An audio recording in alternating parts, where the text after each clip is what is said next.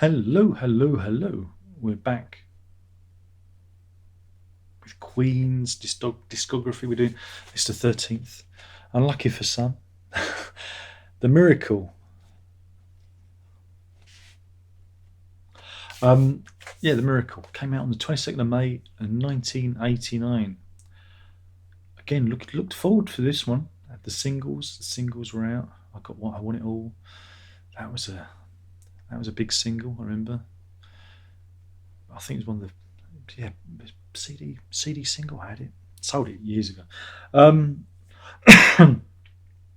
remember looking forward to this because again it'd been 3 years between albums, a long time, and yeah, I was kind of into it at the time, but as years have gone by, I've kind of you know fallen out of love with it. Starts with Party. It's all right, and it's segues into Khashoggi's Ship. Both songs are kind of again thematically you know joined together. It's about having a good time. Khashoggi's Ship's about Adnan Khashoggi, the famous multi millionaire, and his boats and the various parties that he had. I don't know if the band had been invited on the ship, but yeah. So thematically, they're kind of glued together. I thought it was kind of cool at the time. I think it is cool. It's a bit proggy, isn't it? Really. So yeah, they're all right. They're all right. Then we go into the Miracle. A Miracle, I don't like it. I think it's because it's a bit lumpy. It's all over the place. I never really thought of it as it doesn't flow for me. It doesn't flow. Just and some of the lyrics just are a little bit shonky as well. Um, so I'm not a big fan of that one. But we get to I Want It All, which was the big single, and I thought it was a really good track. Um, Anthemic, it's what Queen do, and as a lead single, I think it's yeah, I think it was very very good choice as a lead single. Um, yeah, I mean it's that idea, I want it all, I want it now. I think it comes from Anita Dobson, not to be confused with what's it? I always think of the quote from Vivian Stanchel, Henry at Rawlinson's End. I don't know what I want, but I want it fried. I always think of that when I think of I want it all, and I want it now. Don't know what I want, but I want it fried. Um, I've ruined it for you now, but I like it. It's good. It's a good song. This is followed by another single, "The Invisible Man." I think again didn't the video feature Daniela Westbrook? Look her up. It's a good little kind of it's kind of a funky pop video. It's a Roger Taylor track. It's all right. It's a bit lightweight. It's a bit breezy. Um, Name checks the band. It's all right. Um, but yeah, I thought it's okay. Breakthrough.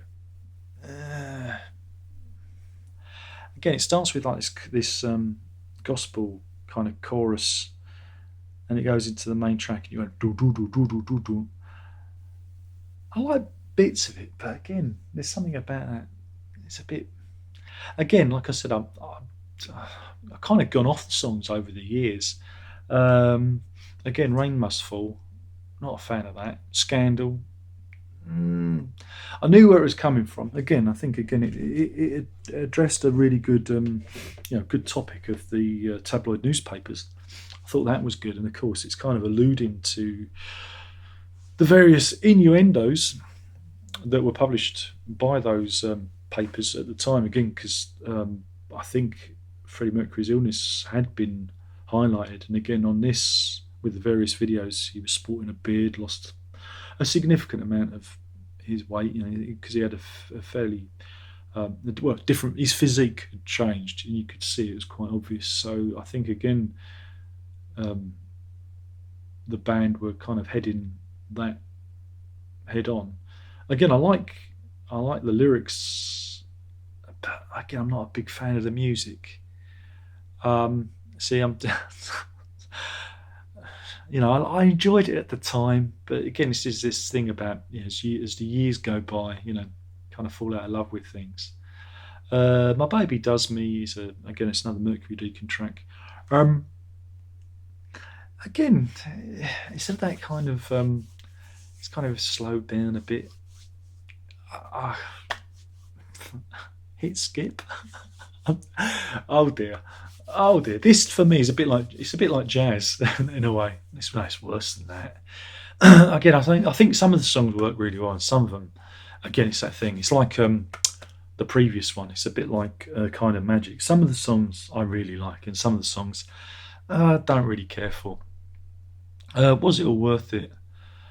Um, is Show Must Go On part one, isn't it? Really, you always get the feeling it was added just in case this was the last album, just in case, because it's got that, it's got that kind of, question mark, and it would have been a good, full stop if this had have been the final album. Maybe that was, that's the miracle, is this album being made. Um, but yeah, I mean, yeah.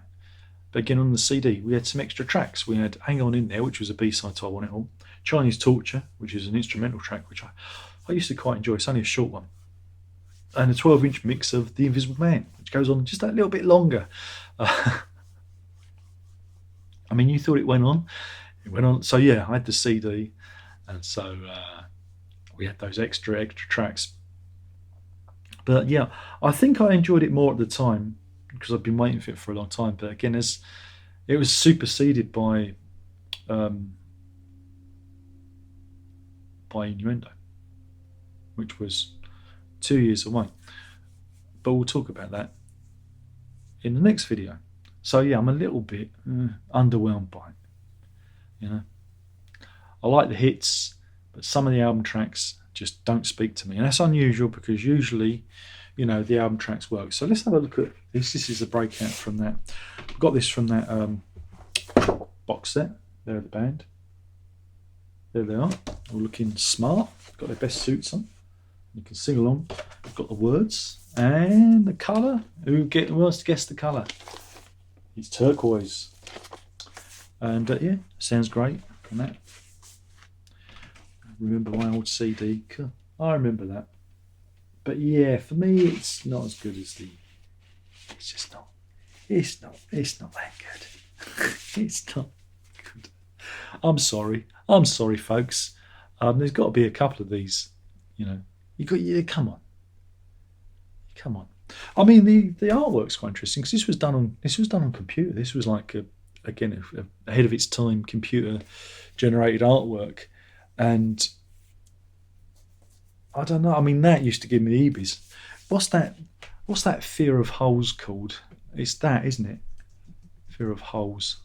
Trypophobia. Because I'm a trypophobic. I didn't realise it. Anything that has like lots of like holes and that, and eyes, and that gives me the heebies. That actually, makes me feel a little bit weird. And it's a primitive thing. It's something that the cavemen evolved because of poisons and whatnot. Trypophobia. So if you're trypophobia, don't look at that because it will make you go a bit. But yeah, this was all done using the computer. Very clever stuff. Does it mention it on the Wikipedia page? Let me have a look. Does it tell you? Yeah. Designed by Richard Gray using chroma key and the Quantel. I was going to say Quantel paint box. Funny enough, I was going to say that because Quantel was used a lot in TV broadcasting at the time, and it was the big whiz bang thing. You used to see things like the picture would turn into a wine glass and disappear off the screen, that kind of thing. And yeah, so you've got this kind of weird gestalt figure of them all combined together, which again kind of makes me feel a bit something a bit not right about it. I better do the thing.